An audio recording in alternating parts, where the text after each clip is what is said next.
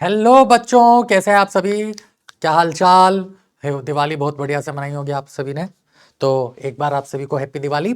और जैसा कि आपको बताया कि हम ये जो क्रक्स है ये एक सीरीज है जिसमें हम कुछ चुनिंदा चैप्टर्स को जो भी डिटेल में आप लोगों ने पढ़ा है उसको शॉर्ट में यहाँ पे रिवाइज कर रहे हैं और जो मेन कंसेप्ट है उनको कवर करते हुए कुछ बेसिक और अच्छे क्वेश्चंस हम यहाँ क्या कर रहे हैं, कवर कर रहे हैं। तो इसी सीरीज में आज हमारा जो चैप्टर है बच्चों गैसियस स्टेट है, क्योंकि बहुत ज़्यादा डिमांड थी सर गैसियस स्टेट के ऊपर आप एक क्रक्स बनाए।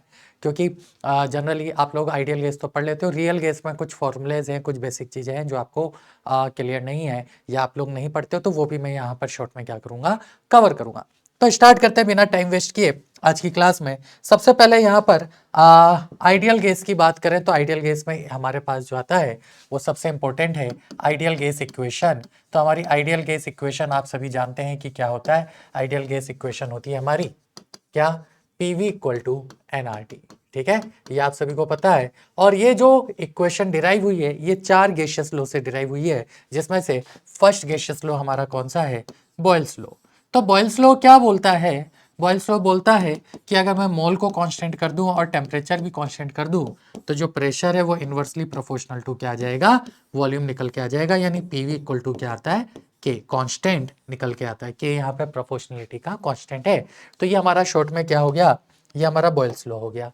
इसी तरह से अगर मैं बात करूं कि सेकंड हमारे पास कौन सा लॉ आता है, तो वो हमारा चार्ल्स लॉ आता है। चार्ल्स लॉ क्या बोलता है, तो चार्ल्स लॉ बोलता है कि अब एक हमारे पास चार्ल्स लॉ है और एक हमारे पास गैलुसेक्स लॉ है। ठीक है, और फोर्थ लॉ जो हमारा है वो एवोगाद्रो लॉ। तो ये चारों लॉ है, जिन चारों लॉ को कंबाइन करने से हमारी क्या होती है, आइडियल गैस इक्वेशन डिराइव होती है। तो चार्ल्स लॉ क्या बोलता है, चार्ल्स लॉ बोलता है कि अगर हम मोल क्या कर दें, कांस्टेंट कर दें, प्रेशर भी अगर हमारा कांस्टेंट हो जाए, तो मोल और प्रेशर अगर हमारा कांस्टेंट है तो जो वॉल्यूम है वो डायरेक्टली प्रोपोर्शनल निकल के आता है टेम्परेचर के। और टेम्परेचर कौन सी यूनिट में रखना होता है, हमें केल्विन में रखना होता है। तो यहाँ से आप क्या बोलते हो कि जो V/T की वैल्यू है वो एक कांस्टेंट के इक्वल निकल के आ जाती है। This is our Charles law. फिर नेक्स्ट आता है हमारा गैलुसेक्स लॉ। ये भी आप सभी को पता है। गैलुसेक्स लॉ क्या बोलता है कि एक तो हमारा मोल कांस्टेंट हो जाए और एक हमारा वॉल्यूम कांस्टेंट हो जाए, तो जो प्रेशर है वो directly proportional to temperature. Temperature कौन सी यूनिट में लेना होता है, केल्विन में लेना होता है। तो यहाँ से बच्चों P/T इक्वल टू क्या आ जाता है, कांस्टेंट निकल के आ जाता है। This is our Gay Lussac's law.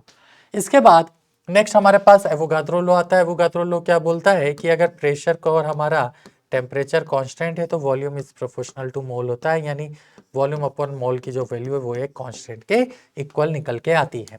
तो ये हमारे पास चार डिफरेंट गैसेस लॉ होते हैं जो कि आइडियल गैस क्या करती है, फॉलो करती है। आइडियल गैस जब इन चारों गैसेस लॉ को फॉलो करेगी तो उस इन चारों लॉ को कंबाइन करने पर हमारे पास जो इक्वेशन निकल के आती है वो पीवी इक्वल टू एनआरटी निकल के आती है। ये हमारी आइडियल गैस इक्वेशन है। जहां पर अगर हम बात करें तो सबसे इंपॉर्टेंट जो पॉइंट है जो कि हमें यहाँ पर दिक्कत आती है वो है यूनिट कन्वर्जन। तो सबसे पहले मैं प्रेशर की यूनिट की भी बात कर लेता हूँ। तो प्रेशर की जो एसआई यूनिट होती है वो पास्कल होती है। लेकिन हम जनरली यूनिट भी मैं साथ साथ यहाँ पर आपको शॉर्ट में बता देता हूँ। लेकिन जनरली हम जो यहाँ पर यूज करते हैं वो प्रेशर की कौन सी यूनिट यूज करते हैं, तो वो हम एटीएम यूज करते हैं। तो 1 एटीएम इक्वल टू क्या आता है, 1.01325 बार या 1.01325 इंटू 10⁻⁵ पास्कल निकल के आता है। ये जो वैल्यू है बच्चों ये 760 mm ऑफ Hg, ये सब आपको पता है, शॉर्ट में एक बार हम कवर कर रहे हैं। या 76 सेंटीमीटर ऑफ Hg या 760 टोर के इक्वल निकल के आती है। यानी ये सब आपस में क्या होता है, इक्वल होता है। तो ये हमारे प्रेशर की यूनिट और उनमें क्या होता है, रिलेशन होता है, डिफरेंट यूनिट। ऐसे ही वॉल्यूम की बात करें, सेकेंड हमारे पास आ जाता है वॉल्यूम। तो वॉल्यूम की जो एसआई यूनिट है, एसआई यूनिट हमारी क्या होती है, वो मीटर क्यूब होती है। लेकिन हम जनरली जो यूज करते हैं वो क्या यूज करते हैं, लीटर। तो 1 लीटर इक्वल टू क्या होता है, 10⁻³ metre cube, which is equal to 10⁻³ centimetre cube, which is equal to 10⁻³ millilitre, which is equal to 1 decimetre. यानी 1 लीटर और 1 डेसीमीटर क्यूब जो होता है वो दोनों बराबर निकल के आते हैं।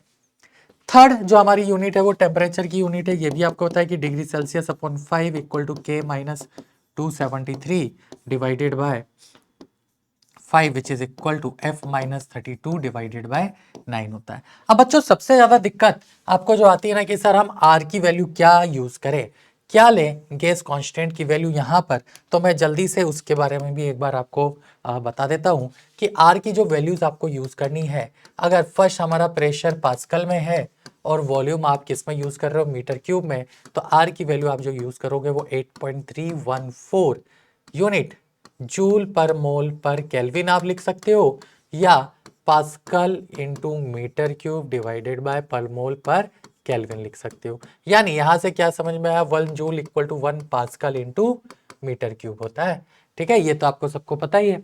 तो ये हमारी आर की यूनिट हो गई कब, जब प्रेशर हम पास्कल में यूज कर रहे हैं और वॉल्यूम हमारा मीटर क्यूब में आ रहा है। लेकिन सबसे ज्यादा जो आप लोगों की यूज होती है वो यूज होती है सेकंड वाली, जब प्रेशर को आप किस में रख रहे हो बच्चों, एटीएम में, तो वॉल्यूम यहाँ पे जो रखा जाता है वो लीटर में रखा जाता है, और आर की जो वैल्यू आप यूज करते हो वो 0.0821 एटीएम लीटर पर मोल पर केल्विन यूज करते हो। अब एक बच्चों सबसे इंपॉर्टेंट पॉइंट है जो कि ध्यान देने की जरूरत है यहाँ पर, कि आप लोग क्या करते हो ना, इसको 1/12 ले लेते हो अप्रोक्सीमेशन में, बट मैं आपको सजेस्ट करूंगा कि आप चाहे एनएससीजेएस की कैलकुलेशन कर रहे हो चाहे जेईई एडवांस की कैलकुलेशन कर रहे हो, इसकी एग्जैक्ट वैल्यू आप यूज करना। अप्रोक्सीमेशन में जाओगे तो वहां पे जो ऑप्शन होते हैं बहुत क्लोज होते हैं।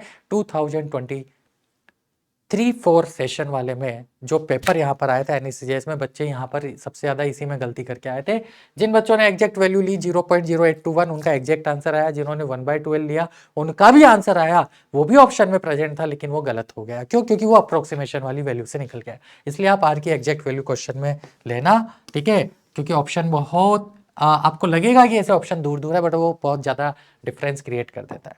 ठीक है, अब सबसे इंपॉर्टेंट जो थर्ड वाली यूनिट है ना, ये आप लोग सोचते हो कि क्या सर ये तो बाप सेम ही तो चीज है कि प्रेशर एटीएम में लो या बार में लो, ज्यादा डिफरेंस है नहीं, हम तो सर सेम ही मान के चलते हैं। वॉल्यूम लीटर में लो या डेसीमीटर क्यूब में लो, तो ठीक है भाई, 1 litre equal to 1 decimetre cube होता है, वहां पे डिफरेंस नहीं है, लेकिन यहाँ पर एटीएम और बार में डिफरेंस है। इस वजह से आर की वैल्यू में जो डिफरेंस आता है वो 0.083, यहाँ पे बार डेसीमीटर क्यूब पर मोल पर केल्विन हो जाता है।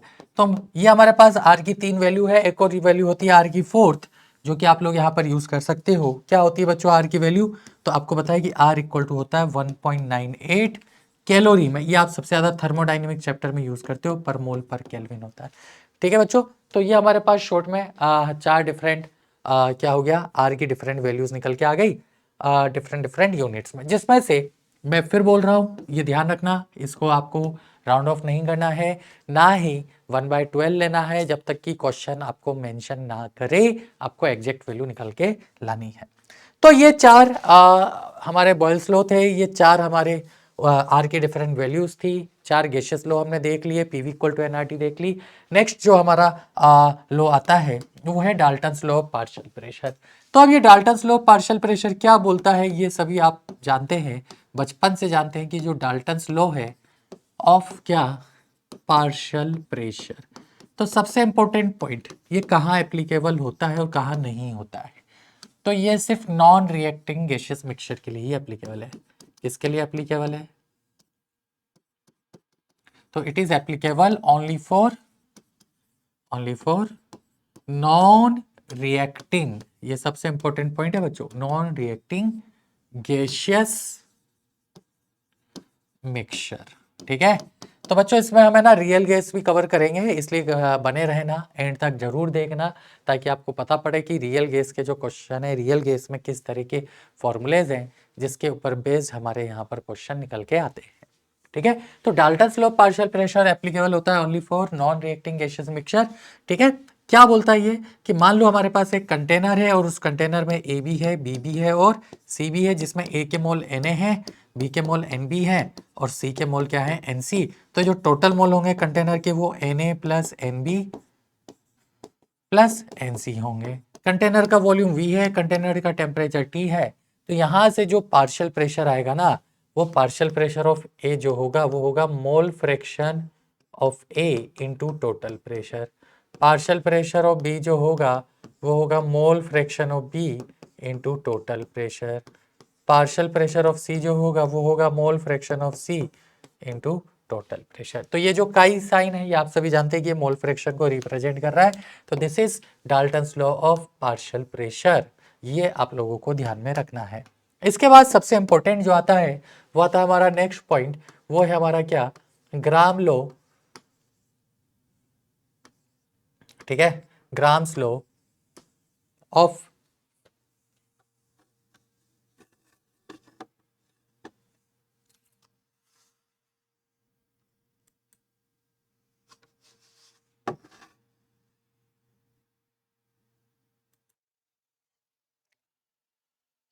ठीक है बच्चों, तो ये था हमारा क्या, Dalton's law of partial pressure. Next जो टॉपिक है वो है हमारा ग्राम्स लॉ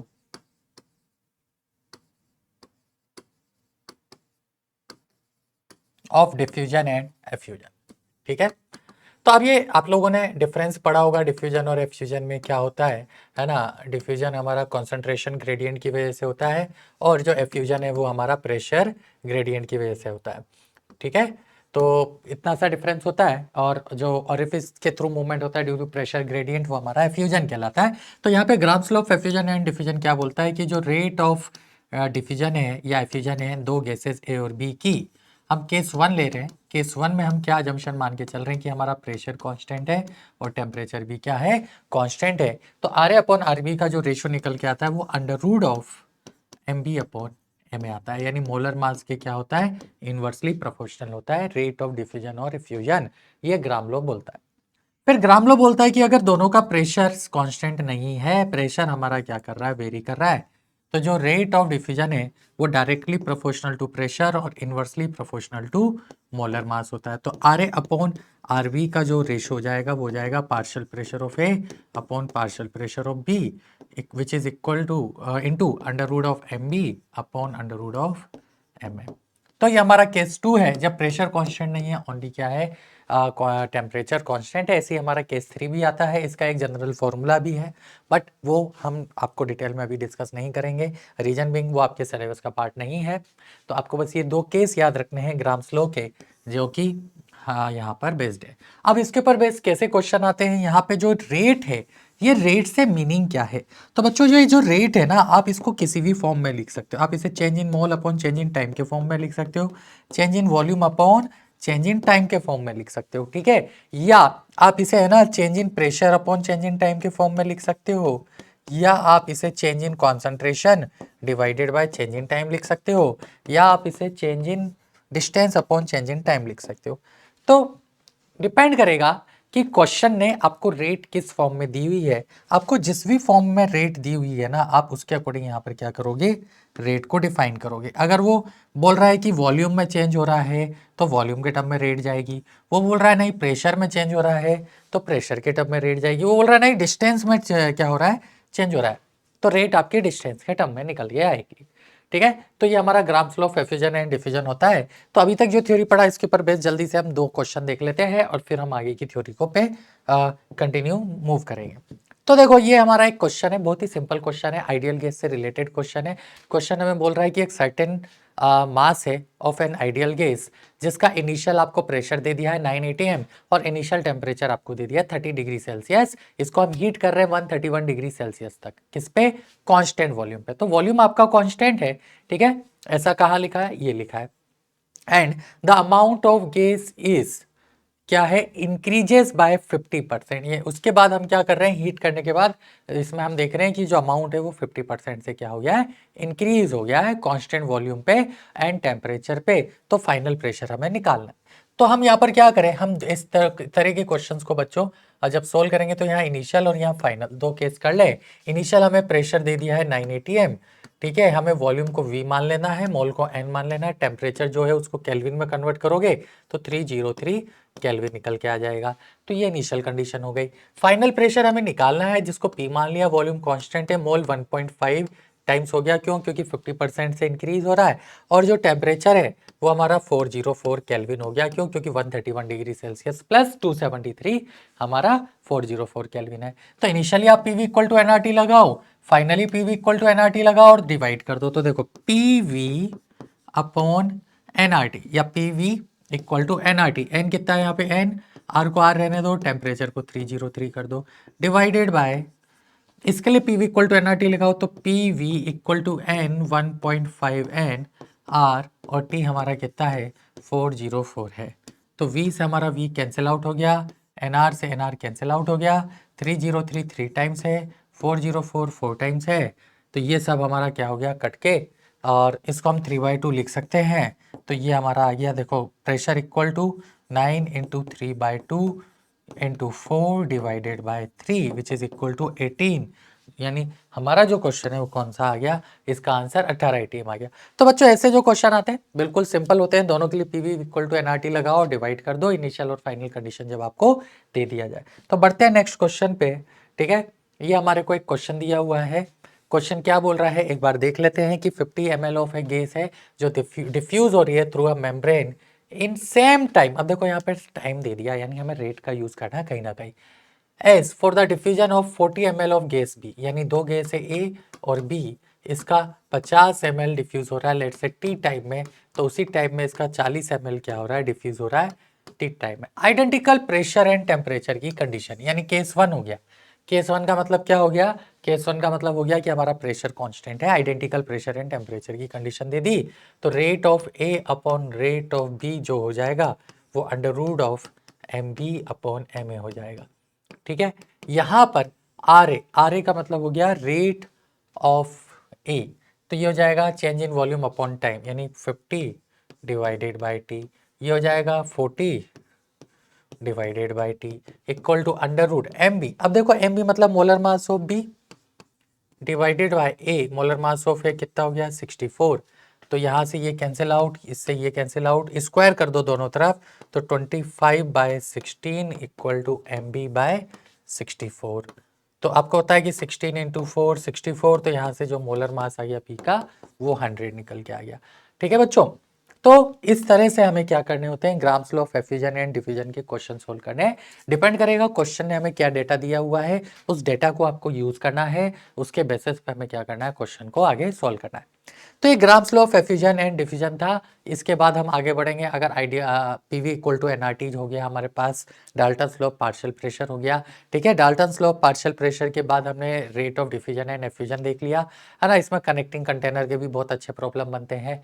फिर हाइट के साथ वेरिएशन भी हमने देखा हुआ है, उस पर भी बेस हम एक क्वेश्चन कर लेते हैं। क्वेश्चन क्या बोल रहा है, लेट्स से बेरोमीटर और मैनोमीटर, क्योंकि आजकल इस तरह के क्वेश्चंस भी हमें देखने को मिल गए, फिजिक्स हो या केमिस्ट्री हो, इसमें ये क्वेश्चन जरूर आते हैं कि हमें ये कंटेनर दे दिया, इस कंटेनर में ये एक लिक्विड है ना, और इस लिक्विड को जो है हमने अलग अलग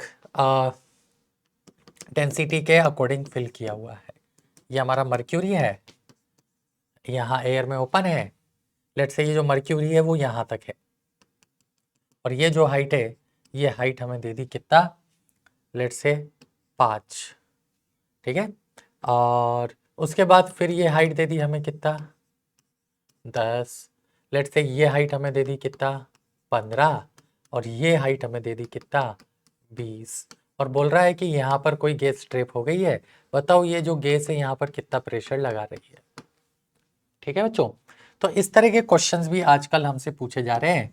प्रॉब्लम रिलेटेड टू बैरोमीटर होते हैं, अगर आप 2023-24 सेशन वाला पेपर उठाओगे तो प्रॉब्लम रिलेटेड टू मैनोमीटर आया था। ठीक है, अब उसमें होता क्या है, बहुत ही सिंपल सा कंसेप्ट है, फिजिक्स में आप लोगों ने पढ़ा हुआ होगा कि जब आप टॉप टू डाउन मूव करते हो तो प्रेशर इंक्रीज होता है लिक्विड के अंदर, बॉटम टू टॉप जाते हो तो प्रेशर डिक्रीज होता है लिक्विड के अंदर। हमें इसके अलावा डेंसिटीज भी दी थी, इसकी डेंसिटी पता है 13 ठीक है 6, इसकी डेंसिटी हमें दे दी 6.8, इसकी दे दी 3.4 और इसकी दे दी 1.7 ग्राम पर सेंटीमीटर क्यूब, ग्राम पर ml। तो ये हमें डेंसिटीज दे दी और हमसे वो गैस यहाँ पर कितना प्रेशर लगा रही है वो हमसे पूछा। तो अगर हम क्या करें, इस पॉइंट पे लिक्विड में प्रेशर की वैल्यू क्या है वो आइडेंटिफाई कर लें, तो आपको पता है कि लिक्विड में एक पॉइंट पे, एक हॉरिजॉन्टल प्लेन पे जितने भी पॉइंट्स होते हैं सब पे प्रेशर क्या होता है, इक्वल होता है। तो हम क्या करेंगे बच्चों, कैसे सॉल्व करेंगे इस तरह की प्रॉब्लम को। ठीक है, तो आप क्या करो, आप नीचे से ऊपर मूव करना स्टार्ट करो या ऊपर से नीचे मूव करना स्टार्ट करो, एक ही बात है। ठीक है, ऊपर से नीचे मूव करोगे तो प्रेशर ऐड होगा, ठीक है, नीचे से ऊपर मूव करोगे तो प्रेशर सब्ट्रैक्ट होगा, यही हमारे को चीजें समझनी है। लेकिन हम क्या करें, पहले ये तो हमारे पास मर्क्यूरी है, तो ये तो लिक्विड हमारा मर्क्यूरी है, तो हम मर्क्यूरी के टर्म्स में क्या करेंगे, प्रेशर को निकालेंगे या प्रेशर को हाइट के टर्म्स में निकालेंगे, मर्क्यूरी की डेंसिटी में कन्वर्ट करके। तो ये जो हाइट है ना, ये हमें दिया हुआ है सेंटीमीटर में, ये सब सेंटीमीटर में दिया हुआ है, लेकिन ये इन लिक्विड्स की हाइट है। तो हम क्या करें, हम इन्हें मर्क्यूरी की हाइट्स में कन्वर्ट करें। जैसे कि ये वाला जो लिक्विड है ये मर्क्यूरी है, तो ये जो हाइट हो गई वो कितनी हो गई, 5 सेंटीमीटर हो गई। ये मर्क्यूरी के टर्म्स में हम लिख रहे हैं। अब इसको मर्क्यूरी के टर्म्स में कैसे कन्वर्ट करें, तो आप करो P of mercury equal to P of liquid. कैसे, P हम डिफाइन करते हैं H रो G। ये आप लोगों ने पढ़ा होगा कि जो प्रेशर होता है उसको हम कैलकुलेट करते हैं H रो G से। तो हाइट हमारे यहाँ पे मर्क्यूरी की आ जाएगी, डेंसिटी बच्चों मर्क्यूरी की आ जाएगी which is equal to P liquid. तो हाइट हमारी लिक्विड की होगी, डेंसिटी भी लिक्विड की होगी, और G हमारा G ग्रेविटी 9.8 होता है। तो ये हमारा कैंसिल आउट हो जाएगा। मर्क्यूरी की हाइट हमें निकालनी है, मर्क्यूरी की डेंसिटी आप सभी को पता होनी चाहिए 13.6 होता है, लिक्विड की हाइट यहाँ पर 10 है, लिक्विड की डेंसिटी यहाँ पर 6.8 है। तो देखो इससे ये 2 टाइम्स और इससे ये 5 टाइम्स, यानी यहाँ पर जो height I in terms of mercury वो भी 5 आ गई। सिमिलरली जब आप यहाँ देखोगे तो यहाँ पर देखो क्या आ रहा है, ये तो हमारे पास 5 आ गई, ये तो हमने यहाँ कर लिया। अब जरा उसको देख लें, तो height into density 13.6 which is equal to, second पे लगा रहे हैं, ये हमने फर्स्ट पे लगाया था। इसकी हाइट कितनी है 15 इंटू इसकी डेंसिटी कितनी है 3.4। तो देखो इससे अगर हम इसको कट करें तो ये 4 टाइम्स कट हो गया। तो जहाँ पर जो हाइट आ गई वो कितना आ गई, 15/4 यानी 7/0.5/2। यही हुआ ना, 15/4 का मतलब 7.5/2। तो ये हमारे पास 3.75 आ गई। तो ये हाइट हमें मिल गई 3.75। ठीक है, ये हाइट हो गई 3.75। सिमिलरली जब आप इसको निकालोगे तो ये वाली हाइट भी हम निकाल लेते हैं। कैसे निकालें, height of mercury into density 13.6, height of liquid 20 into density 1.7। तो इससे ये हमारा कट जाएगा 8 बार। तो यह जो हाइट आ जाएगी हमारे पास मर्क्यूरी की वो आ जाएगी 5/2 यानी 2.5। तो अब हमारे को हर हाइट बच्चों किसके टर्म्स में मिल गई है, हमें मर्क्यूरी के टर्म्स में मिल गई है। ऐसे क्वेश्चंस को कैसे सोल्व करना होता है दोबारा देख लो। आपको क्या करना है, जो भी हाइट आपको दी हुई है उस हाइट को आप मर्क्यूरी के हाइट के टर्म्स में कन्वर्ट कर लें। उस लिक्विड का प्रेशर और मर्क्यूरी का प्रेशर इक्वल करके प्रेशर कैसे निकलेगा, एच रो जी से एच रो जी, ये हमारे प्रेशर की वैल्यू हो गई, यूज किया और हाइट को कन्वर्ट किया तो हमारे पास सारी हाइट आ गई। अब आपको पता है कि एटमॉस्फेयर में जहाँ पे ये लिक्विड ओपन है वहाँ पे प्रेशर की वैल्यू 76 होती है। 5 5 10, 10 5 15, 15 और 1 16, 16.25 हाइट हम ऊपर मूव किए। तो यहाँ पर जो प्रेशर आएगा वो आ जाएगा 76 माइनस 16.25। इन सबको ऐड कर दिया मैंने, इन सबको ऐड किया तो ये जो वैल्यू आ रही है ये 16.25 आ रही है, इतनी हाइट। तो आपको पता है कि लिक्विड में अगर हम अपवर्ड डायरेक्शन में मूव करते हैं तो प्रेशर क्या होता है, डिक्रीज होता है। तो यहाँ पर ये वैल्यू आ गई, ये वैल्यू हमारी कितनी हो गई, तो ये 59.75, यानी इस पॉइंट पे ये जो गैस प्रेशर लगा रही है उस 59.75 सेंटीमीटर ऑफ मर्क्यूरी, इतना प्रेशर गैस यहाँ पे लगा रही है। तो क्या कंसेप्ट है, वही सिंपल कंसेप्ट है कि जब भी इस तरह की प्रॉब्लम्स हमें दे दिए जाए और कोई डेंसिटी दी हो मर्क्यूरी के अलावा, कोई सी भी दी हो, एक्स वाई जेड जो भी डेंसिटी आपको दी होगी, उस डेंसिटी से हम उसकी हाइट निकालेंगे इन टर्म्स ऑफ मर्क्यूरी। और जब हमारे पास मर्क्यूरी के टर्म्स में हाइट आ जाएगी तो लिक्विड में ऊपर जाने पर प्रेशर डिक्रीज, नीचे आने पर प्रेशर इंक्रीज। एटमॉस्फेयर में जहां ये ओपन है वहां पे प्रेशर 76 सेंटीमीटर ऑफ Hg हमें मानना पड़ेगा अगर क्वेश्चन ने हमें एटमॉस्फेरिक प्रेशर की कोई और वैल्यू नहीं दी हुई है। तो ये हमारा नेक्स्ट कंसेप्ट होता है, ये बहुत ही इंपॉर्टेंट कंसेप्ट है बच्चों, इसके ऊपर बेस क्वेश्चन आजकल पूछे जा रहे हैं, बहुत ज़्यादा क्वेश्चन पूछे जा रहे हैं, इसलिए इस पर मैंने टाइम दिया आपको, थोड़ा सा तरीका बताया कि इस तरह से हमें क्या कर लेना होता है, कैलकुलेशन करनी होती है। बढ़ते हैं आगे। तो अभी हमारे को एक और क्वेश्चन दिया हुआ है, इस क्वेश्चन को भी देख लेते हैं। ठीक है, ये 2-3 क्वेश्चन हैं हमारे पास, करते हैं इन्हें सोल्व।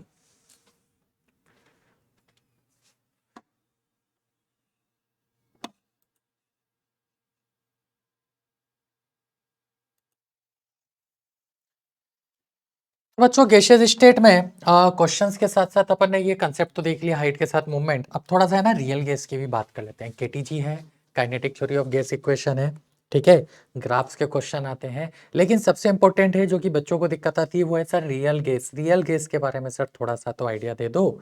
रियल गैस का आइडिया देके फिर आप kinetic theory of gas equation बता देना, ठीक है। तो एक काम करते हैं, जल्दी से एक बार केटीजी का आइडिया और ले लेते हैं। काइनेटिक, या फिजिक्स में भी पढ़ते हो, पूरा एक चैप्टर है kinetic theory of gas equation, ठीक है।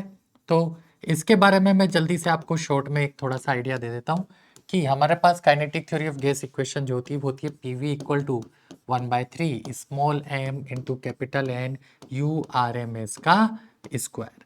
जहां पर जो स्मॉल एम होता है ये मास होता है, ठीक है, एन नंबर ऑफ पार्टिकल्स होते हैं, number of ideal gas particle है, number of ideal gas particle. u हमारी वेलोसिटी है, u इज योर वेलोसिटी, ठीक है। तो इसके हम रूट मीन स्क्वायर वेलोसिटी बोलते हैं।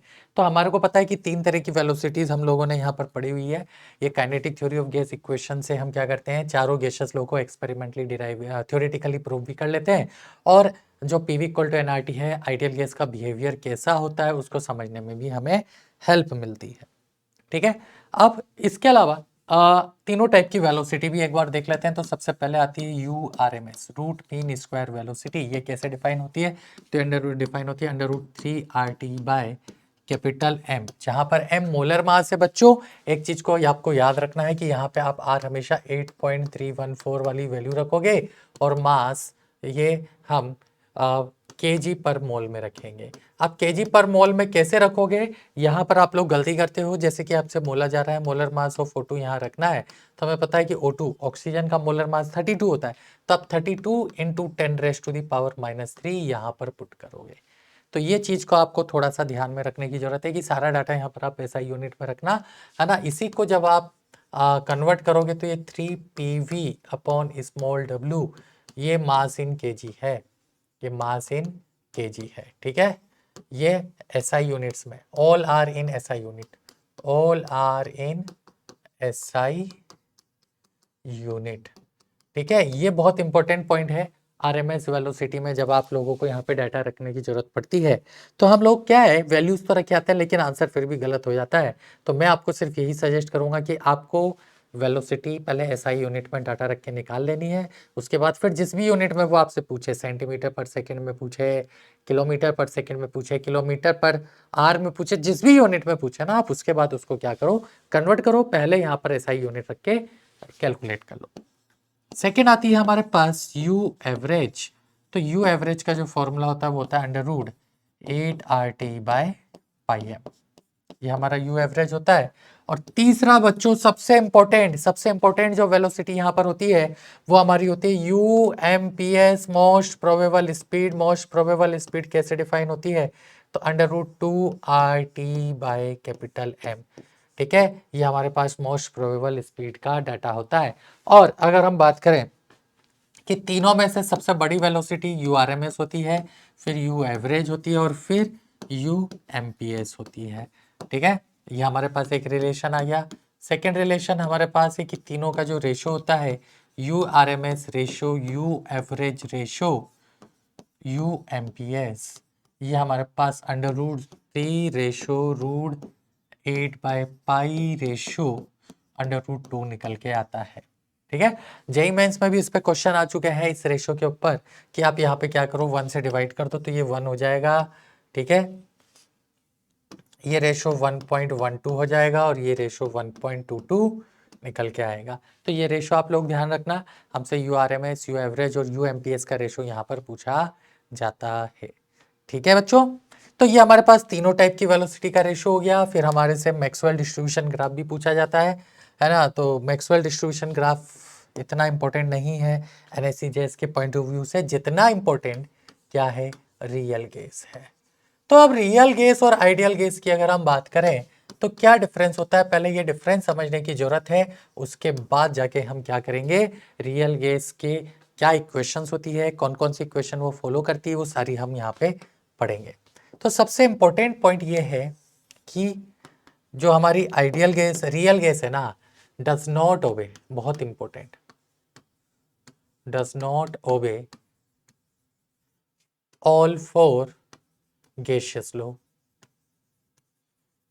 ठीक है, and PV equal to NRT, इन दोनों को ये ओबे नहीं करती है। यहां तक क्लियर? जबकि ये क्या करती है, ये ओबे करती है।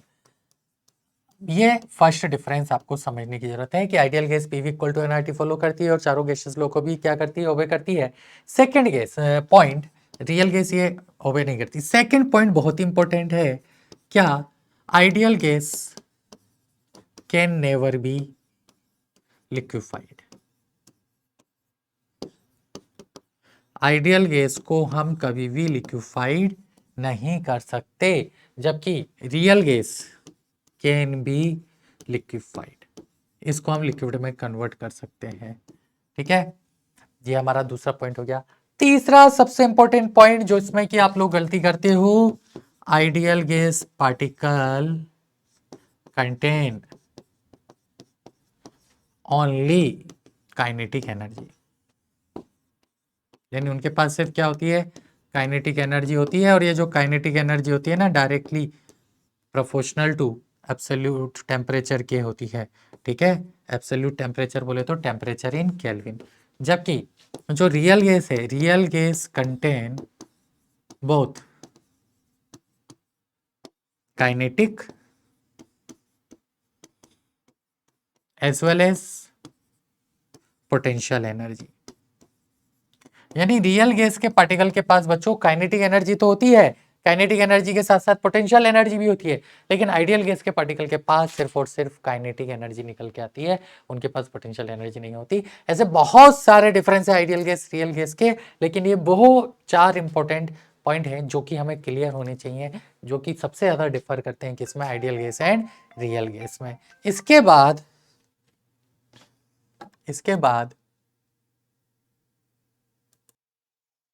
ठीक है बच्चों, तो ये हमारा आइडियल गैस रियल गैस के बीच में डिफरेंस है। डिफरेंस बहुत सारे हैं, बट ये बेसिक डिफरेंस और इंपॉर्टेंट डिफरेंस आपको ध्यान रखना है।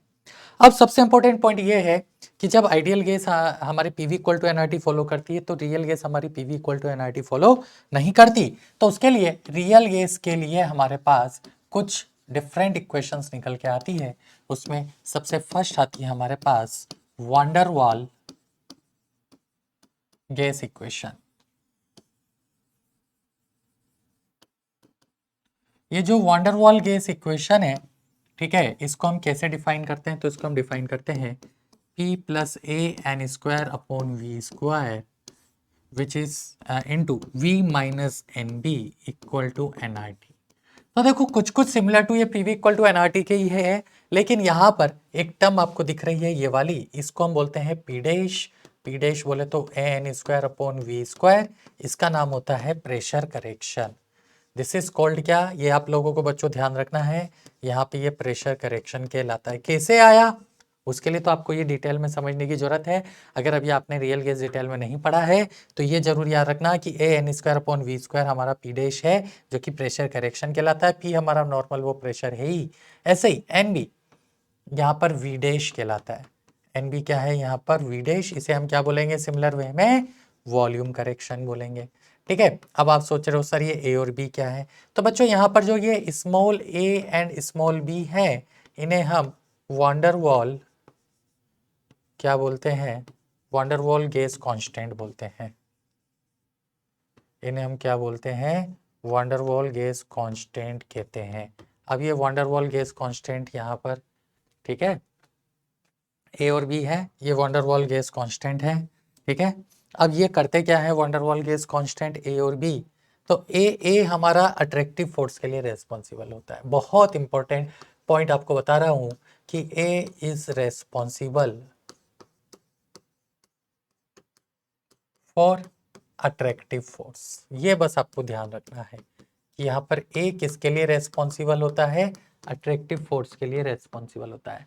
कैसे होता है, इसके लिए आपको कंप्रेसिबिलिटी फैक्टर थ्योरी समझनी पड़ती है, दोनों में रिलेशन समझने पड़ते हैं, और वहां से जब आप प्रूफ करते हो तो ये प्रूफ निकल के आता है कि ए स्मॉल ए, जिसे हम वांडर वॉल गैस कांस्टेंट बोलते हैं, ठीक है, वो हमारा अट्रैक्टिव फोर्स के लिए रेस्पॉन्सिबल होता है। तो ये हमारे पास फर्स्ट इक्वेशन है जो कि किसको एक्सप्लेन करती है, जो कि रियल गैस के नेचर को एक्सप्लेन करती है। इसी में हमारे पास एक और इक्वेशन आती है जिसपे कि जनरली आपने देखा होगा क्वेश्चंस पूछे गए हैं प्रीवियस ईयर में, वो है हमारी कंप्रेसिबिलिटी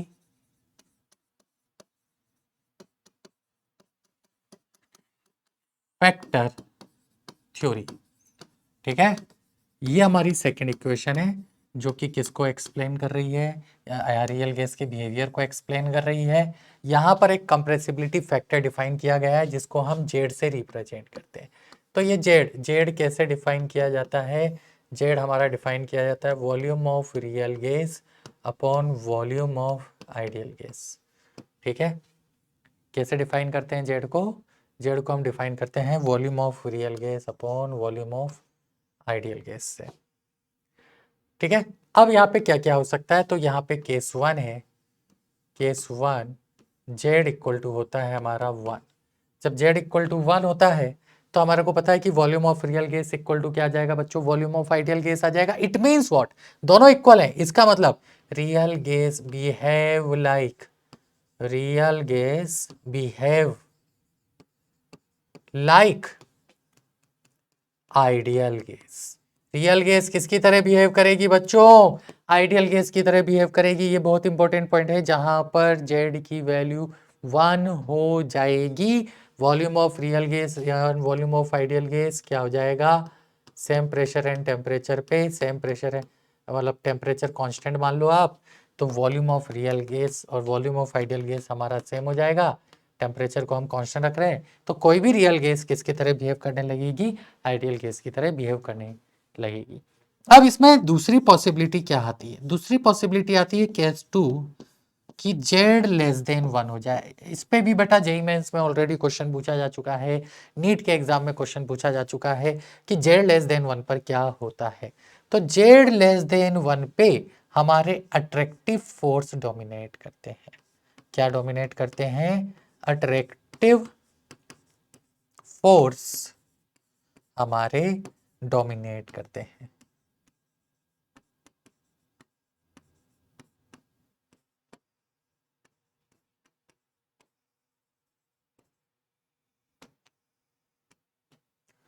ठीक है, इस पे हम क्या डोमिनेट करते हैं, अट्रैक्टिव फोर्स डोमिनेट करते हैं। केस थ्री हमारे पास आता है जेड ग्रेटर देन 1। अब अगर जेड ग्रेटर देन 1 है तो जेड ग्रेटर देन 1 पर क्या होता है, जेड ग्रेटर देन पर हमारे रिपल्सिव फोर्स डोमिनेट करते हैं, रिपल्सिव फोर्स डोमिनेट। ठीक है, यहां तक ये ध्यान रखना, क्यों, क्योंकि इस पे हमारे से क्वेश्चन पूछ लिया जाता है, बताओ जेड लेस देन 1 है तो क्या होगा, तो जेड लेस देन 1 पे अट्रैक्टिव फोर्स डोमिनेट करते हैं, जेड ग्रेटर देन 1 पे मॉलिक्यूलर साइज डोमिनेट करने के कारण रिपल्सिव फोर्स डोमिनेट करता है। तो मैं लिख देता हूं ड्यू टू किसकी वजह से, मॉलिक्यूलर साइज। मॉलिक्यूलर साइज क्या होता है, मॉलिक्यूलर साइज हमारा डोमिनेट करता है, इसे डोमिनेट करते हैं, मॉलिक्यूलर साइज डोमिनेट करने की वजह से फिर वो रिपल्सिव फोर्स, यानी मॉलिक्यूल इतने पास आ जाते हैं ना कि अगर आप और अब प्रेशर बढ़ाओगे तो प्रेशर बढ़ाने पर अब रिपल्सिव फोर्स डोमिनेट करना स्टार्ट करते हैं। अब ये तो हमने जेड के बारे में इंफॉर्मेशन देख ली। अब ये कंप्रेसिबिलिटी फैक्टर थ्योरी क्या बोलती है, ये बोलती है कि जो जेड इक्वल होता है ना, Z equal to PV upon NRT होता है। इस तरह से हम जेड को बच्चा डिफाइन करते हैं। तो ये हमारी रियल गैस के बिहेवियर को एक्सप्लेन कर रहा है। ये भी हमारी एक रियल गैस को रिप्रेजेंट करने वाली गैसियस इक्वेशन होती है। ठीक है, तो एक गैसियस इक्वेशन हमारे पास वंडरवॉल गैस इक्वेशन होती है बच्चों, रियल गैस की, जहां पर ए और बी हमारे वंडरवॉल गैस कांस्टेंट है, P pressure, V volume, N mole, R gas constant, T temperature है। ठीक है, पी डैश यहाँ पर N square upon V square की टर्म कहलाती है जिसे प्रेशर करेक्शन बोलते हैं, वी डैश यहाँ पर एन बी होता है जिसे हम वॉल्यूम करेक्शन बोलते हैं, ए रेस्पॉन्सिबल होता है अट्रैक्टिव फोर्स के लिए, और जो स्मॉल बी होता है ये होता है 4VNA। ठीक है, V बोले तो volume of single particle, volume of single particle कैसे निकालेंगे, तो वॉल्यूम ऑफ सिंगल पार्टिकल हम निकालते हैं 4/3 पाई r क्यूब से। ठीक है बच्चों, 4/3 पाई आर क्यूब से निकालते हैं, ये हमारा क्या होता है, वॉल्यूम ऑफ सिंगल पार्टिकल होता है। दूसरी इक्वेशन, ये हमारी रियल गैस के लिए है इक्वेशन, ये हमारी कंप्रेसिबिलिटी फैक्टर थ्योरी है। तो compressibility factor theory Z equal to क्या होती है, पीवी अपॉन एनआरटी होती है। जेड के तीनों केस बहुत इंपॉर्टेंट है, तीनों केस याद रखना। Z equal to 1 real gas behave like ideal gas, Z less than 1 attractive force dominate करते हैं, Z greater than 1 repulsive force dominate करते हैं। आप लोगों ने एक ग्राफ भी पढ़ा होगा, उस ग्राफ को भी हम यहाँ पर एक बार देख लेते हैं शॉर्ट में। क्या है कि ये हमारा एक ग्राफ है और इसके अलावा मोस्ट ऑफ द गैस के लिए ग्राफ ये होता है। तो ये वाला जो डॉटेड लाइन वाला ग्राफ है, ये जेड इक्वल टू 1 का ग्राफ है, यानी यहाँ पर जेड इक्वल टू 1 है। तो कोई भी रियल गैस है वो अगर इस तरह का ग्राफ फॉलो कर रही है तो वो आइडियल गैस की तरह ही बिहेव करेगी। ये ideal gas Z equal to 1, यानी किस किस का ग्राफ है ये, जेड वर्सेस प्रेशर का। ठीक है, जब लोअर प्रेशर रीजन होता है ना, देखो ये लोअर प्रेशर रीजन है, इसे बी पॉइंट बोल दो, तो यहाँ पे जेड लेस देन क्या है, 1। ये हाई प्रेशर है जहाँ पे सी पॉइंट है, इसे हम बोलते हैं, तो यहाँ पे जेड ग्रेटर देन क्या हो गया, 1 हो गया। और सिर्फ दो गैसेस हैं, hydrogen and helium, hydrogen and helium, इनके लिए जेड ग्रेटर देन 1 ऑलवेज। ठीक है, ये हमेशा क्या होता है, जेड ग्रेटर देन 1 होता है। तो इनके लिए ग्राफ हमेशा पॉजिटिव स्लोप के साथ ही आता है। ठीक, तो ये हमारा Z versus compressibility factor versus pressure का ग्राफ होता है। लोअर, इसे हम बोल देंगे लोअर प्रेशर रीजन, तो लोअर प्रेशर रीजन में जेड लेस देन 1 आता है। ठीक है, इसे हम बोल देंगे हायर प्रेशर जोन, तो हायर प्रेशर जोन में बच्चों जेड ग्रेटर देन 1 आता है। ठीक है, प्रेशर जहां पे टेंस टू 0 है वहां पर हमारा जेड क्या हो गया, इक्वल टू 1 आ गया, यानी कोई भी रियल गैस किसकी तरह बिहेव करेगी, आइडियल गैस की तरह बिहेव करेगी। अब ऐसे बहुत सारी चीजें हैं रियल गैस में, boils temperature, inversion temperature, critical temperature, है ना, ये बहुत सारी चीजें हैं, लेकिन हमें इतना दिमाग नहीं यूज करना है, इतना दिमाग नहीं लगाना है, क्योंकि ये सब नहीं पूछा जाता है। हमें बस ये जो कंक्रीट कंक्लूजन मैंने आपको दिया है, इन पे ही फोकस करना है, specially PV equal to NRT, चारों गैसेस लो में आपको ग्राफ बनाने बहुत अच्छे से आने चाहिए।